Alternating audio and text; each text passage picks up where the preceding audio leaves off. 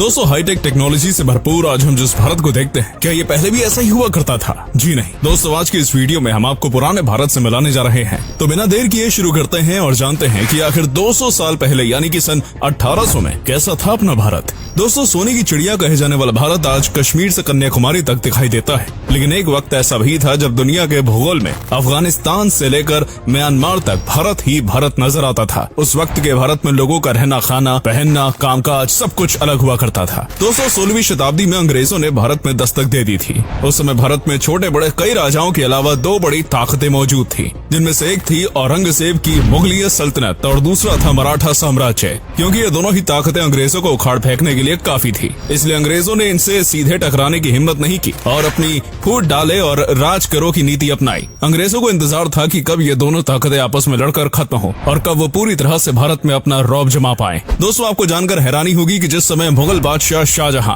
आगरा में प्यार की निशानी ताजमहल का निर्माण करवा रहे थे, उस समय अंग्रेज भारत में अपने पैर पसारने की कोशिश कर रहे थे। धीरे धीरे अंग्रेजों ने भारत में कई जगहों पर सत्ता में आना शुरू कर दिया और भारत में पैर जमाने में अंग्रेजों को लगभग 100 से भी ज्यादा साल का समय लगा और फिर आया साल 1800। दोस्तों, सन 1800 का दौर वो दौर था जब तक मुगलिय सल्तनत और मराठा साम्राज्य का रुतबा खत्म हो चुका था और अंग्रेज ईस्ट इंडिया कंपनी के साथ भारत में अपने पैर जमा चुके थे। दोस्तों, साल 1800 के भारत और साल 2022 के भारत में जमीन आसमान का अंतर है। पहनावा, दोस्तों आज हम जहां लोगों को जीन्स पैंट पहनते देखते हैं, वहीं 1800 के भारत में लोग धोती और गमछा पहना करते थे। महिलाएं पारंपरिक साड़ी पहना करती थी और जो लोग अमीर हुआ करते थे वो कुर्ता पहन लिया करते थे। वहीं अंग्रेज जो उस समय तक भारत में प्रवेश कर चुके थे वो पैंट और शर्ट पहना करते थे। वहीं जो गांव के लोग हुआ करते थे वो उस पैंट शर्ट को भी कुर्ता कहा करते थे। दोस्तों, आज भी अगर आप गाँव की तरफ जाएंगे तो देखेंगे कि ज्यादातर बुजुर्ग लोग धोती कुर्ता और गमछा ही पहने हुए हैं। ये तो हुई गाँव की बात। अब जरा शहर का पहनावा जान लेते हैं। दोस्तों, सन 1800 के भारत में ज्यादातर गांव ही हुआ करते थे और गांव ही भारत को रिप्रेजेंट किया करते थे। कुछ चुनिंदा शहर थे, लेकिन वहाँ भी जो अमीर लोग थे वो पैंट शर्ट पहन लेते थे। बाकी गरीब तबके के लोग शहर में भी धोती कुर्ता का ही इस्तेमाल करते थे। दोस्तों, उस समय लोगों के पास ज्यादा पैसे नहीं हुआ करते थे,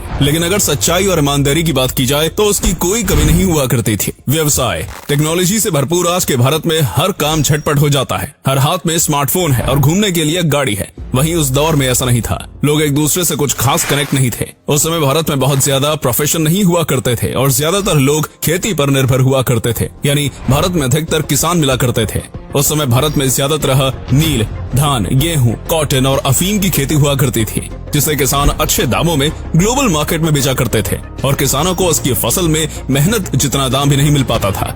उस समय किसान पूरा दिन खेती बाड़ी और पुष्प पालन किया करते थे और शाम को अपने अपने घर वापस लौटकर भजन, कीर्तन और सत्संग किया करते थे। उस समय सभी लोगों का लगभग यही काम हुआ करता था, दिन में काम और शाम को भजन कीर्तन। उसके बाद रात को खा पी के जल्दी सो जाना और सुबह सूरज के उठने से पहले जल्दी उठ जाना।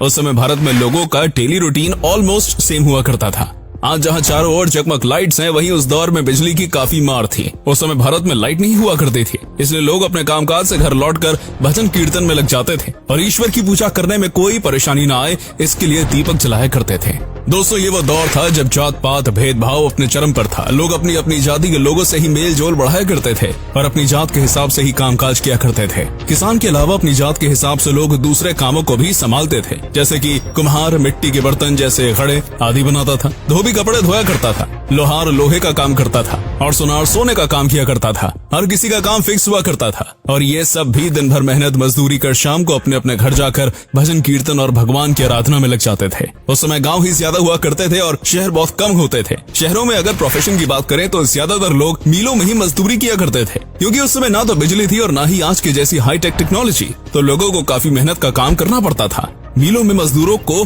कोल्हू के बैल की तरह काम करना पड़ता था और मजदूरी ठेला बराबर मिला करती थी। यूँ तो भारत में 1800 में बिजली आ गई थी, लेकिन सिर्फ शहरों में, गांव तक बिजली पहुंचने में कई साल लग गए। इन मिलों में सभी कारीगरी हाथों से की जाती थी, इसलिए मिलों में मजदूरों को सभी काम हाथ से ही करने होते थे।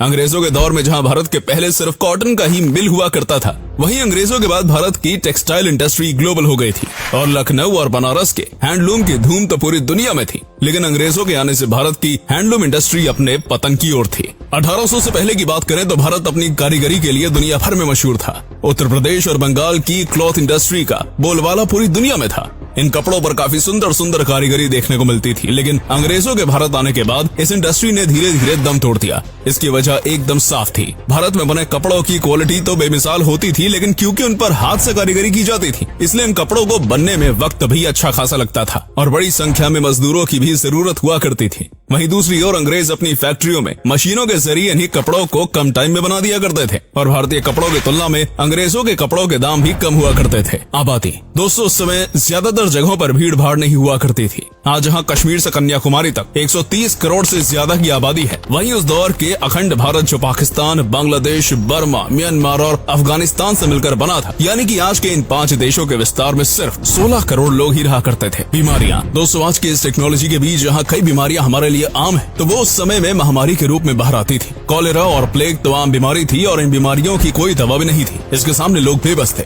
ज्यादातर दिक्कत प्रसव में हुआ करती थी और नॉलेज के अभाव के कारण कई महिलाओं की प्रसव में ही मौत भी हो जाया करती थी। इतना नहीं, कई सारे बच्चों की भी जिंदगी चली जाती थी। शिक्षा, बात करें एजुकेशन की, तो उस वक्त 10% से भी कम भारतीय पुरुष पढ़े लिखे थे और 1% से भी कम महिलाएं, और इनमें से ज्यादातर आंकड़ा शहरों का ही है। गाँव में इससे भी बदतर हालात थे। हालांकि ऐसा नहीं था कि वो ना पढ़े लिखे लोग स्किल्ड नहीं थे, अपने कई कामों में वो माहिर हुआ करते थे। अमीरी गरीबी दोस्तों, उस दौर में कुछ चुनिंदा लोग जो अच्छे किंगडम में रहते थे या अमीर थे, सिर्फ वही खुश थे। दबे कुचले लोग गरीबी और बदहाली के कारण बेबस थे। एक डाटा के अनुसार सन 1800 के आसपास एक यूरोपियन क्लर्क की सैलरी 40 पाउंड थी और वहीं एक आम भारतीय की तनख्वाह 40 गुना कम थी। इससे आप ये अंदाजा लगा सकते हैं कि भारतीय किसानों की क्या आय रही होगी। ऊपर से किसान हर साल बाढ़, सूखे और लगान की मार भी झेलता था। व्यवहार या लेन देन दोस्तों, आज हम जहाँ पैसों से सामान खरीदते हैं, वहीं उस दौर में लोग पैसों से चीजें खरीदने के बजाय सामान एक्सचेंज कर जीवन यापन करते थे। जैसे एक मटके के बदले 2 किलो चावल या 5 किलो आटे के बदले 3 किलो दाल। ज्यादातर गांव में ऐसे ही व्यवहार होता था। चीजों के बदले चीजें दे दी जाती थी और ऐसे गांव में सभी लोगों के पास सब कुछ पहुंच जाया करता था। तो दोस्तों, कुछ ऐसा ही था सन 1800 में अपना भारत। लोग गरीब थे, लेकिन अपनापन, भाईचारा, व्यवहार और प्यार बहुत था और चोरी डकैती जैसे अपराध की गलियों से लोग दूर रहा करते थे। तो आपको कैसा लगा अपना पुराना भारत? या कमेंट बॉक्स में लिखकर जरूर बताइएगा। तब तक के लिए अपना ध्यान रखिए। ऐसी और वीडियोस के लिए फॉलो बटन जरूर दबाएं। धन्यवाद।